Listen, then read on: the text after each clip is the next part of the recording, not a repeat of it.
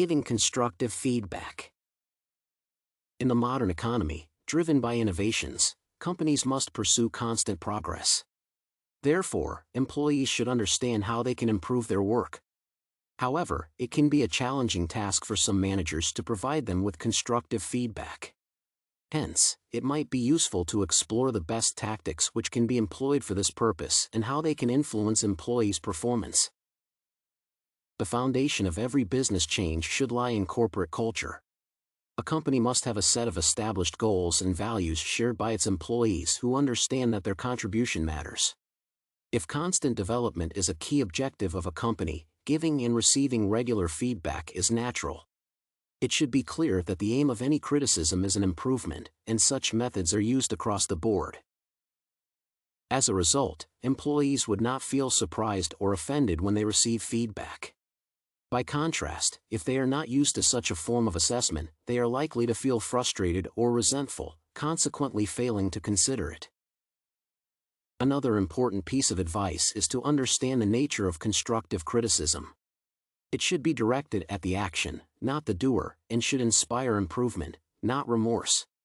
It might be demotivating if instead of receiving feedback regarding some particular aspect of their work, employees are made to feel that they are failing at their job in general.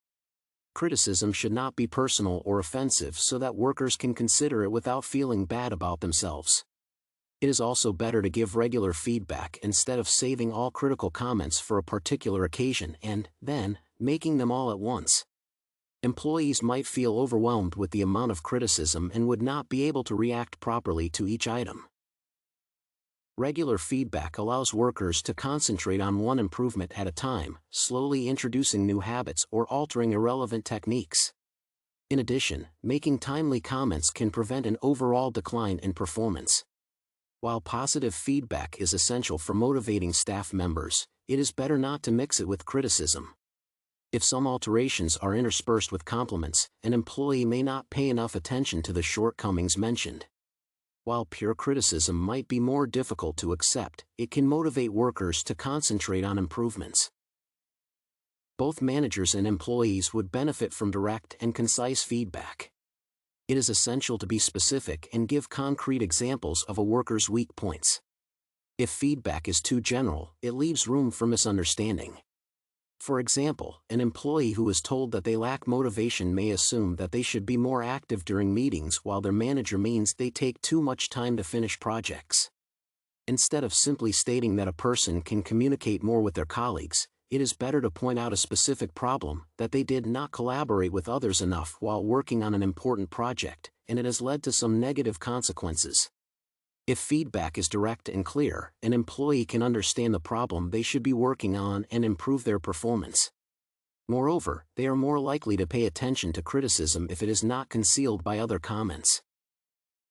It might also be relevant to outline some ways in which the mentioned problem can be eliminated. Criticism without indicating a path to improvement can often be unproductive, particularly if feedback is not specific enough. For instance, if it has been mentioned to an employee that their way of presenting material is unclear, they may not know what they should change in their presentations or in their style to make a better impression. As a result, they will only feel frustrated and could become self-conscious next time they have to speak during a meeting. On the contrary, if managers offer some solutions, employees understand where to start and can feel more confident when taking action. For example, it is possible to advise a person who does not collaborate enough to consult some employees while working on specific elements of a project because it is these people's area of expertise. In that case, this employee will know what to do and how these actions can improve their work. While giving feedback, it is essential not to distress an employee. Therefore, any critical comments should be made in private face-to-face conversations. Criticizing employees in front of their colleagues can upset and demotivate them. If a manager tells an employee that their presentations are not good enough during a meeting, it might become extremely challenging for them to continue their speech and present material in the future. Moreover, in some cases, giving negative feedback in front of other employees can undermine the authority or the expertise of a person. Face-to-face conversations in the private can, on the contrary, increase trust and understanding between a manager and an employee, improving their future communication. To advance the performance of a company, employees should be constantly improving. For that, they should receive regular constructive feedback. However, managers must keep in mind that only timely, concise, and direct criticism can be beneficial. It might be reasonable to start by creating a corporate culture in which every worker understands why giving feedback is necessary and how it should be done.